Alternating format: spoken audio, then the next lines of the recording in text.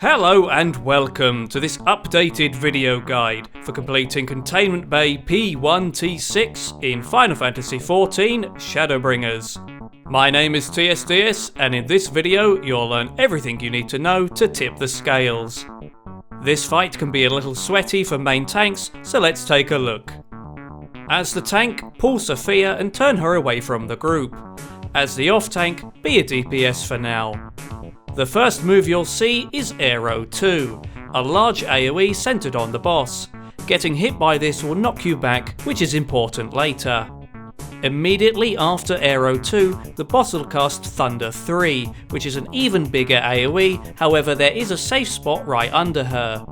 Ranged players should prepare to either run into melee range or move further backwards. Now, these two attacks are not linked, so while she combos these after the pull, she will use either of them randomly by themselves, though not that commonly. Next up is Quasar. Two random players will get proximity AoEs on their location. Everyone needs to run away from these, and as there are two of them, it's not too difficult to eat the ground, so do your best. For other abilities to watch out for, Sophia can teleport to one edge of the platform and charge attack across it, whacking anyone who didn't get out of the way. Sophia's head mount can also teleport to one edge, but instead of charging, it'll fire a very wide line AoE in front of it, so stay clear. The boss will also deal group-wide damage from time to time and can cast Thunder 2, but that's just a frontal cone AoE for tanks to avoid. At 70%, the boss will teleport to one side of the platform and summon 3 adds for you to fight instead. She'll also afflict everyone with Eternal Doom, more on that later. These adds are named the first, second and third Demiurge. It doesn't really matter who tanks these, but pull them to the edge of the platform opposite Sophia, more on this later. Now, as soon as these spawn, mark up and focus kill the second Demiurge. This add is capable of using a gaze attack which hits anyone who doesn't face away from it, confusing them for 8 seconds, which is a bit of a nuisance. If you see the usual red gaze eye, then turn your character away from it to avoid. The third Demiurge will eventually drop a patch of ice on the floor, which damages anyone standing in it, whilst also applying an unremovable dot. This is why we tank the adds at the opposite side to Sophia, so we can dump this AoE somewhere out of the way. No one cares about the first Demiurge, so let's get back to Eternal Doom. This debuff only applies during the add phase. If you happen to die with it on, you will instead come back as a zombie.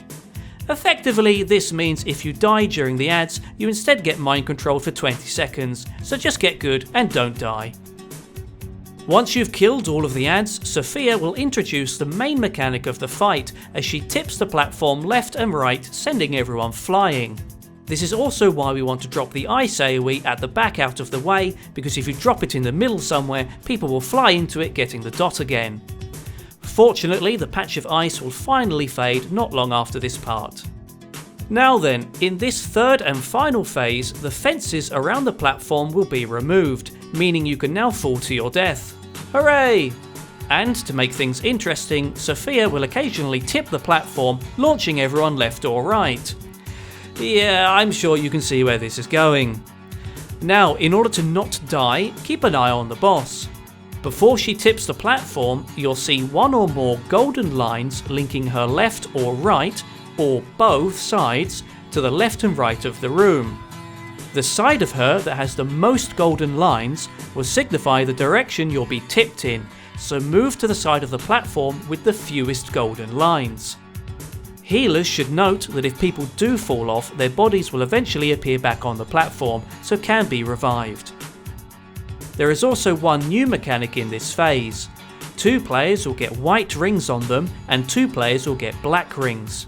Players with rings should go and pair up with, i.e. stand on top of, someone with the opposite colour.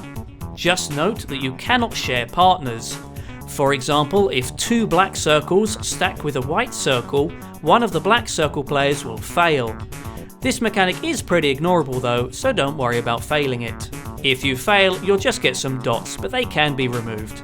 The final thing to mention is that a single ad may spawn towards the end if DPS is low. This ad can be any of the 3 demiurges.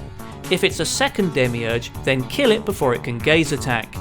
If it's a first or third demiurge, then kill it or just focus the boss, whatever you want. Now, I didn't see one of these spawn in every attempt, so there is a chance you might not see this at all. And now for some final tips. Everyone should note that getting hit by basically any of Sophia's avoidable attacks will apply a stack of vulnerability, increasing your damage taken for a minute.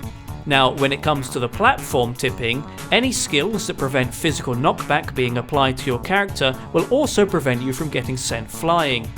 This means skills like Arm's Length or Surecast can be useful for saving your life. And you know, it makes you look like an absolute pro. Main tank should be extra hot here because Aero 2, the knockback AoE, casts very fast. If you do not start moving almost straight away, then there is a high chance of getting clipped, which will almost guarantee your death. Saving your arm's length cooldown for an Aero 2 once defences go down is probably a wise move. And that's Containment Bay P1 T6. If you've enjoyed the guide, then let me know, and if there are any other guides or perspectives you'd like to see, then check out my channel or feel free to ask me to create one. Thank you for watching, and good luck.